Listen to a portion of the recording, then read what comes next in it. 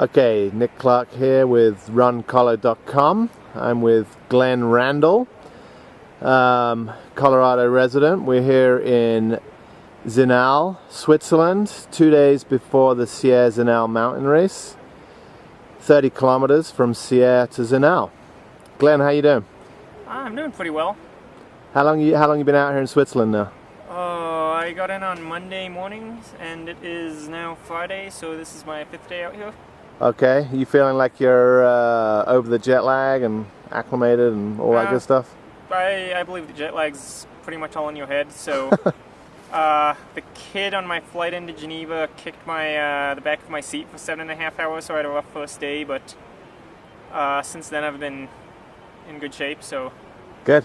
So, we got Sierre Zinal in 2 days. How you feeling about the race? Hopefully it's going to be fun. Okay. You kind of burst onto the Colorado running scene last year. You obviously had a great race out there on Pikes Peak, ran the ascent, went under 2:10, and then you also ran Mount Evans, right? Yeah, last year. Okay. So was that literally your first kind of couple of races on the mountain running scene, or? Yeah, I was going into it and just looking because I've been doing a lot of skiing, and I was just looking for some races during the summer that were going to be, just good hard races, good for the body and good for the mind. Mm-hmm. So I jumped into Mount Evans just thinking, oh, this will be a good hard race.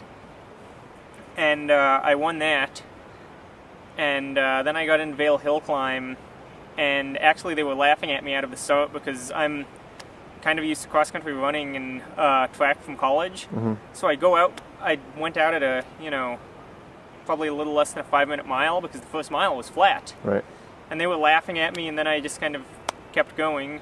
And then actually the deadline for Pikes Peak was passed. But they still had a few of the elite runner or whatever it is. Competitive entry. Uh-huh. Yeah, competitive entry. That's right. Sorry. Had a couple competitive entries open. So I contacted them and gave them my time. Gave them my time at Mount Evans and those 2 results, and they let me in. And I was going into it expecting to just get destroyed by a bunch of people, but get a really good hard race out of it. Uh-huh. So it was... So you were pretty surprised when you got up above tree line, and what do you have, like a couple of minutes or something? I mean, it was... I try not to get too surprised about anything. I went into it expecting... It was sort of the onset of it happening. It took over an hour to get up tree line, so... Mm-hmm. It was sort of a slow onset surprise, so it wasn't like there was any moment where I was like, oh my gosh, what just happened? Right. It was just kind of a slow onset surprise, like, well, I'm still up here, I might as well keep going. Right. Cool. So, did you run anything after Pikes Peak, or was that pretty much it last year? Oh... I think that was about it. I was pretty into ski season come early November. I had my first ski races and... skied through April. Right. Through early April. Okay, and so just quickly on the skiing, so you're trying to get into the U.S. team, is that right? Or when it comes down to it, I try not to set too many result-oriented goals. Uh-huh. I've found that if I set all kinds of result-oriented goals, I'm not going to meet them because I'm not thinking about the right thing. Mm-hmm. Whereas if I go into it and say...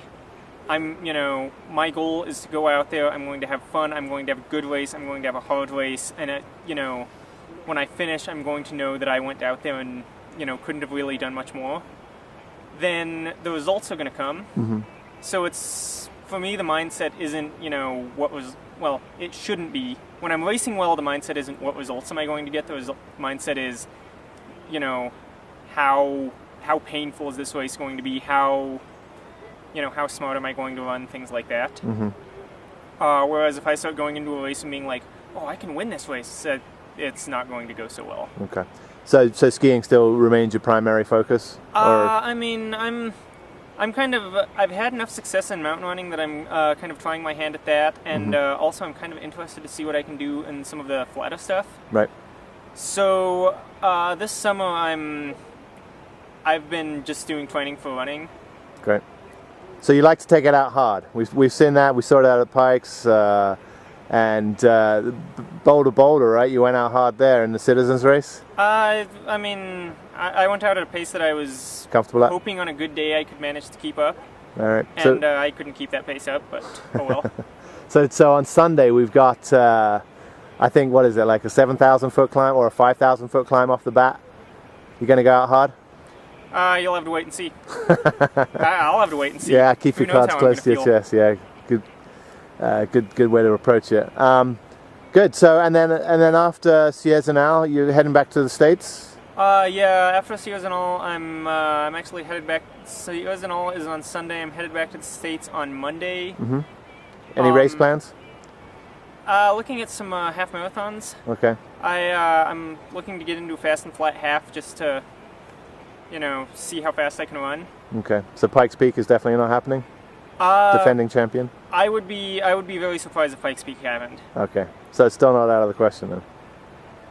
I mean, it's in the realm of possibility, but it's not something that I would even be willing to put odds on because the odds are so low. Right. I suppose that I could wake up when I get into the U.S. and be like, oh, I absolutely must run Pikes Peak because of something, but I can't imagine that happening. Okay, fair enough. Well, maybe we have a great race here at Sierre Zinal, and then you feel great on Tuesday. You'll think about it. Cool. So you're going to focus on some flat stuff, a half marathon, you're saying? Yeah. And any particular goal with that, like a 1:0, whatever it is for the qualifying for the Olympics, or is that completely not? I'd love to qualify. That said, I'm really trying to keep myself in the mindset of just go out there, have a good race, Cool. Race hard, and see what happens. Because, as I said, if I concentrate too much on the results, they don't come. Whereas if I concentrate on having a good race and actually achieve that goal, then the results are going to come anyways. Fair enough. All right. Well, good luck on Sunday, Glenn. Thank you. Hope to see you up there on the podium, and good luck when you get back with the road stuff. Yeah, thank you. Hopefully it goes well. I'm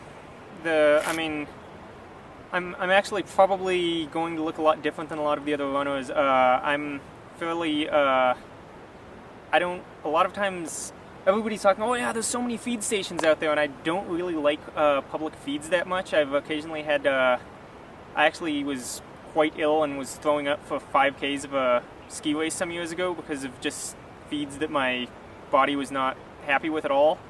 So I'm going to be out there with the... Are you taking a bottle? Well, yeah, I'm going to be out there with a bottle and, with Powerball Endurance in it, so... Okay. Well, that'll save you time through the transition zones then. It will probably save me some time during the transition zones. If it comes down to a 5-second sprint at the finish, then that's the 5 seconds you'll save. Maybe. Who knows? All right, man. Well, good luck, and thanks for this interview with RunCollar.com.